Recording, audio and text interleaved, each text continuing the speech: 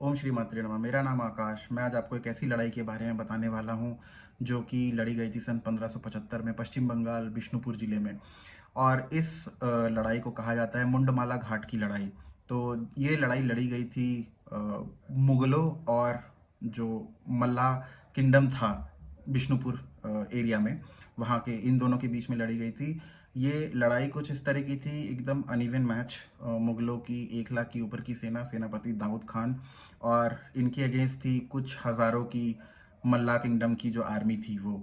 लेकिन जो मल्ला किंगडम के जो राजा थे, राजा हम्बीर मल्ला, वो माता मृणमयी जो उनकी कुलदेवी है उनके बहुत बड़े भक्त थे। उन्होंने, ऐसा कहा जाता है कि उन्होंने माता मृणमयी का आशीर्वाद प्राप्त किया, उनकी बहुत तपस्या की, उनकी पूजा की, और उसके बाद वो युद्ध में गए। युद्ध में जाके जब वो विजयी हुए, उस युद्ध में उनको अप्रत्याशित विजय हासिल हुई। मतलब मुगलों की ऐसी बुरी हार कभी मुगलों ने सोची भी नहीं थी। तो हुआ ये कि जब युद्ध समाप्त हो गया, वहाँ पे शत्रुओं के शव पड़े थे। उन्होंने शत्रुओं के शव और नरमुंडों से माँ को एक माला बना के अर्पित की, जिसको कहा जाता है नरमुंडों की माला। और इसी वजह से उस पूरे युद्ध को और उस पूरे जिले को उस पूरे इलाके को कहा जाने लग गया है मुंडमाला घाट।